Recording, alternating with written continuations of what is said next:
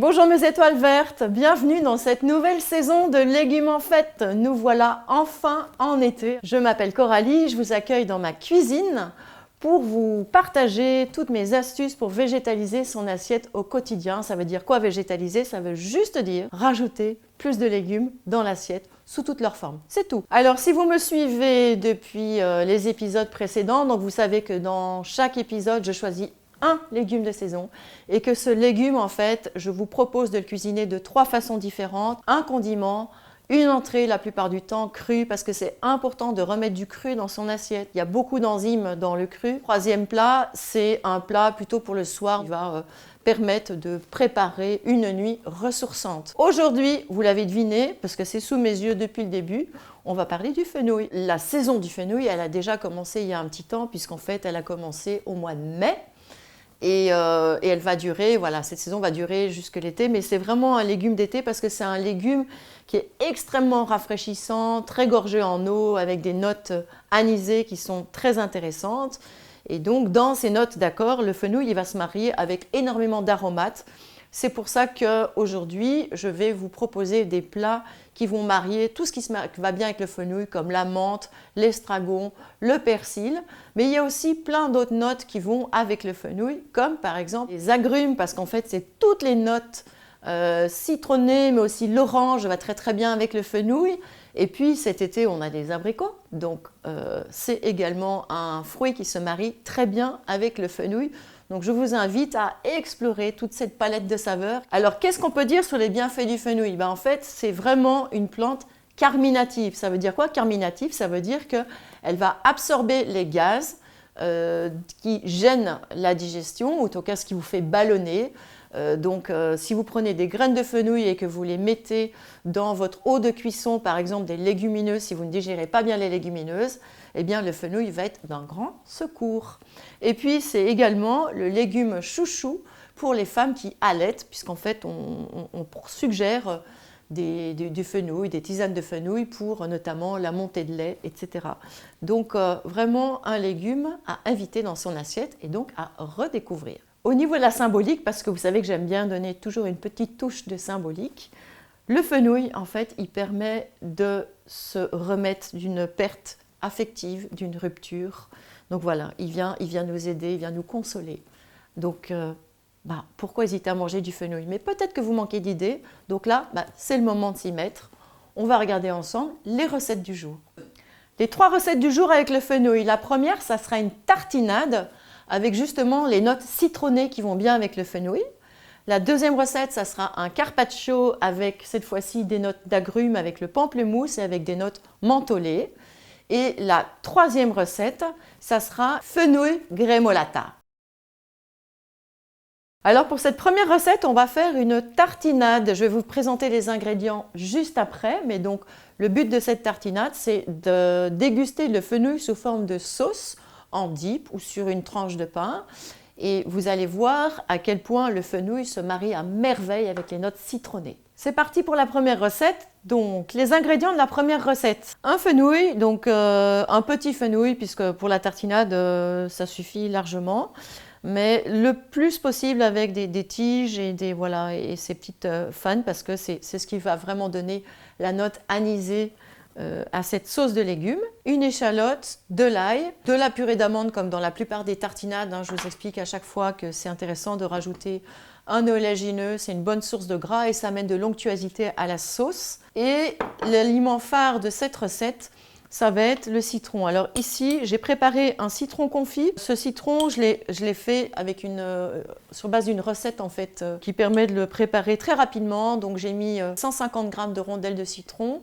J'ai rajouté 6 centilitres de jus de citron, 2 cuillères à café de sel. J'ai mis ça dans une casserole et j'ai laissé chauffer pendant 12 minutes. Et au bout de 12 minutes, j'ai passé au blender. Donc c'est vraiment un citron confit express. Le citron confit, on le retrouve dans plein de plats comme les tagines. Enfin vraiment, c'est vraiment quelque chose d'universel. Donc c'est toujours intéressant d'en avoir en réserve dans son frigo. Vous pouvez l'acheter tout fait ou le préparer comme je viens de vous l'expliquer. Et c'est vraiment un stimulant digestif, donc c'est un aliment qui chouchoute en fait notamment l'estomac et aussi la production de la bile. Si vous n'avez pas de citron confit, vous pouvez remplacer dans cette recette le citron confit par de la citronnelle, par des feuilles de mélisse, par des feuilles de verveine citronnée, par du citron vert. Donc voilà, il y a plein d'autres astuces qui sont possibles. Ici, je voulais simplement vous montrer une petite variante par rapport aux recettes que vous avez peut-être déjà pratiquées. Au niveau de l'équipement, on a besoin d'un cuit-vapeur et on a besoin d'un blender pour préparer notre tartinade. Alors, je débite mon fenouil pour le cuire à la vapeur. Je coupe le plus finement possible parce que souvenez-vous, plus un aliment est coupé fin et plus vite il va cuire. Et puis, je garde, comme je vous ai dit, les fans. L'intérêt de couper en morceaux aussi, c'est que ça va mieux se mixer parce que le fenouil, c'est comme le céleri. Il y a énormément de fibres. Mais les fibres, elles risquent de s'entourer autour de la lame du blender et donc du coup de fatiguer votre lame. Donc c'est pour ça que c'est important de couper en morceaux. Je mets dans le cuit-vapeur. Pendant que le fenouil cuit, je prépare mon échalote, mon ail. Alors, je vais garder l'ail cru et je vais émincer mon échalote et je vais la faire cuire avec le fenouil. Pendant que ça cuit, donc, j'ajoute dans mon blender la purée d'amande. Le choix de la purée d'amande, essayez de choisir de la purée d'amande crue parce que certaines purées d'amande en fait sont chauffées en fait pour extraire en fait la purée et dans ce cas-là, elle perd de ses propriétés. Mon confit de citron, donc si jamais vous avez des citrons confits en gros morceaux, entiers, je veux dire, ben là vous prenez un morceau et là, ça c'est celui que j'ai fait maison, je vais mettre une cuillère. Mon ail, sel et poivre et comme toujours un peu d'huile d'olive à choisir, hein, de préférence première pression à froid. C'est vraiment important la qualité des huiles, il y a certains types de gras qui ne supportent pas d'être chauffés. C'est cuit, donc je transvase dans mon blender. Regardez comme c'est beau. Si vous ne mettez pas les tiges, ben vous aurez une tartinade qui sera moins relevée en goût. Ça sera moins anisé pour les... Et elle sera blanche. Elle sera blanche alors que là, elle va être verte. Je mixe et puis j'ajuste toujours la texture. Après avoir mixé, je vois si je rajoute de l'eau ou pas. Et voilà, je goûte pour vérifier l'assaisonnement. On sent bien le citron, on sent bien l'ail. Moi, ça me va. Oui, on sent bien. J'ai mis une bonne dose d'ail. Oui. On sent bien l'ail. Alors, pour cette deuxième recette, je vous propose un carpaccio de fenouil parce que on va manger avec les yeux. Il va y avoir plein de couleurs dans l'assiette. Et surtout, c'est une entrée qui est extrêmement rafraîchissante, ce qui est quand même appréciable quand on est en plein été. Alors pour le carpaccio, comme ingrédient, vous aurez besoin d'un fenouil. On va couper des tranches très très fines en fait dans ce fenouil, donc peut-être ne le prenez pas trop petit. En général, quand je coupe le fenouil, je coupe dans ce sens-là. On aura besoin d'un pamplemousse. Donc pamplemousse rose de préférence parce que ça va être très très joli en couleur. Gustativement aussi, je trouve que ça relève bien. Pamplemousse, vraiment un agrume très chouette à inviter dans son assiette parce qu'il est très très riche en vitamine C. C'est aussi un aliment très intéressant parce qu'il stimule l'appétit. Il permet également d'améliorer le transit parce qu'il est très riche en fibres, notamment les pectines. La seule chose à savoir avec le pamplemousse, et ça on ne le dit pas tout le temps, c'est que le pamplemousse en fait peut inhiber l'absorption de certains médicaments. Pour les personnes âgées qui sont souvent surmédicamentées, il est recommandé de prendre les médicaments en dehors de la prise du repas s'il y a du pamplemousse sur le repas. Voilà, pour être sûr que le médicament n'est pas inhibé en fait par les actifs du pamplemousse. Autre aliment, donc agrumes en fait, puisqu'on a vu que le fenouil fonctionnait très très bien avec les agrumes, c'est le citron vert. Donc le citron vert, il va permettre de relever le plat, de donner un petit peu de peps. Et le citron vert, on en trouve près de chez nous. Alors on en trouve, en Europe, on en trouve en Espagne. Donc voilà, et si on peut éviter de le faire voyager à travers toute la planète et qu'on peut le choisir plutôt, pas local, mais presque local, en l'achetant d'Espagne, c'est mieux. Et puis, pour atténuer l'amertume du pamplemousse, je propose de mettre un petit peu de miel. Alors le miel, la chose qu'il faut savoir, c'est que suivant les apiculteurs, les méthodes d'extraction du miel et de préparation ne sont pas les mêmes.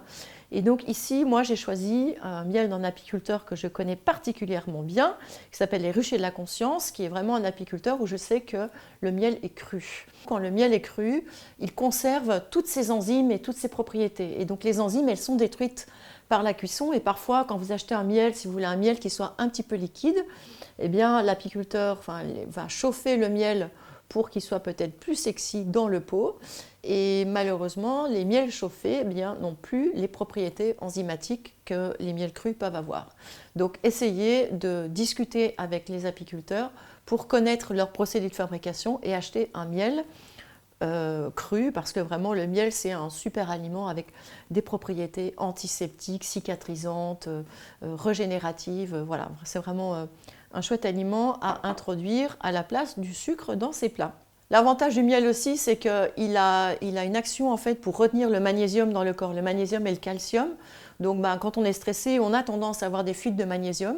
Donc c'est intéressant d'ajouter de temps en temps une touche de miel pour préserver ses réserves de calcium et de magnésium. Et puis dernière information, c'est le même indice glycémique que le sirop d'érable. Donc dans les recettes précédentes, on a fait une recette avec du sirop d'érable. Donc il y a un index glycémique de 55, c'est moins que le sucre. Donc voilà, je pense que si on doit sucrer une recette, le miel c'est une bonne solution. Dernier ingrédient, c'est la menthe. Il y a plusieurs types de menthe. Moi j'ai de la menthe bergamote dans le potager, ça peut être une menthe, une menthe chocolat, ça peut être une menthe poivrée. Mais bon, la menthe, elle va vraiment donner de la fraîcheur au plat. Et puis en plus, elle a plein de propriétés digestives, antiseptiques. Enfin, c'est vraiment un aromate qui a énormément de bienfaits pour notre corps. L'équipement, on aura besoin d'une mandoline. Alors là, c'est clair que pour les personnes qui n'ont pas de mandoline, on peut couper au couteau, mais il faut que ce soit vraiment très fin, parce que là, on va manger le fenouil cru. C'est pas comme dans les recettes précédentes où on a décrudit à la vapeur. Et donc, voilà, plus c'est coupé fin et meilleur c'est. Alors, on va commencer par la sauce. Donc, on va prélever les quartiers de pamplemousse. Donc, j'enlève la peau. Et ensuite, avec un couteau fin, je vais aller chercher en fait un à un les quartiers. Alors je pense que c'est l'étape la plus longue de la recette. Je passe le couteau en fait sous la peau, depuis l'intérieur du pamplemousse vers l'extérieur. Et ensuite, je fais glisser le couteau le long de la chair. Et voilà, et comme ça, je prélève mes quartiers de pamplemousse. Quand vous coupez le pamplemousse, en fait, mettez-le tout de suite dans une petite coupelle et on va récupérer le jus du pamplemousse qui va s'écouler parce qu'on va faire la sauce avec le jus du pamplemousse. Ce que vous ne gardez pas, vous pouvez le presser au-dessus pour bien récupérer un maximum de jus. Je vais simplement récupérer le jus de mon pamplemousse et je vais y ajouter de l'huile d'olive. Pour varier, vous pourriez aussi prendre de l'huile de colza, mais c'est vrai que les notes d'olive, elles se marient vraiment très bien avec le fenouil. La petite cuillère de miel. Je vais encore mettre du sel et du poivre. Alors là, c'est peut-être l'occasion d'essayer de prendre un poivre un peu citronné. Une petite pincée de sel. La sauce est prête et donc maintenant on va couper le fenouil et après on assemblera tout ça. Quand on émince le fenouil comme ça, il faut vraiment tenir ici et là parce que sinon ça va s'écarter et le cœur du fenouil va se désolidariser. Vous voyez pourquoi j'ai pris un petit fenouil? Parce que sinon ça ne rentre pas dans l'espace de la mandoline. Voilà, je vais le disposer sur l'assiette. Ce qui est important, c'est que le fenouil marine bien en fait dans la préparation. Donc il reste à mettre les quartiers de pamplemousse. Voilà, j'ai dressé de sorte que le fenouil s'imprègne le plus possible du jus.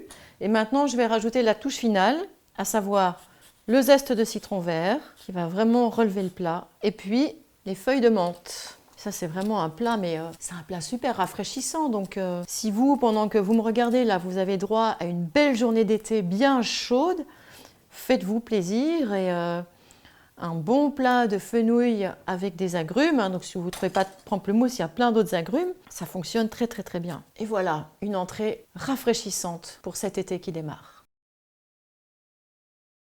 Eh bien, on arrive à la dernière recette. Cette dernière recette, c'est donc une grémolata que l'on va marier avec un fenouil cuit vapeur parce que c'est vrai que les cuissons au four, c'est bon, c'est gourmand, mais c'est long.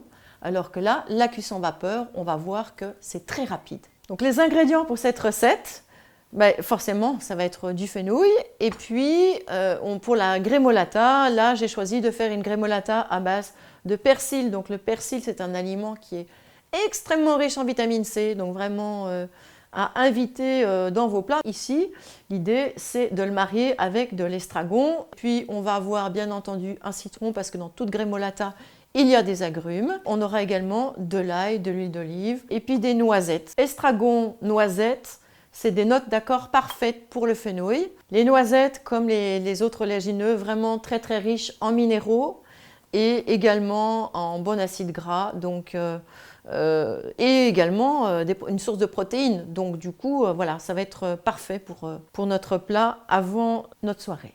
Si vous voulez ajouter une céréale, je me suis pas mal demandé ce qu'on pourrait mettre comme féculent, céréales, mis à part une polenta qu'on a déjà cuisinée ensemble. Donc du coup, je suis partie sur de l'orge perlée et je l'ai fait tremper pendant une nuit complète. Je l'ai laissé dans la passoire toute la journée pour s'égoutter et je l'ai cuit en 10 minutes. Ça, c'est vraiment l'avantage de faire tremper les céréales.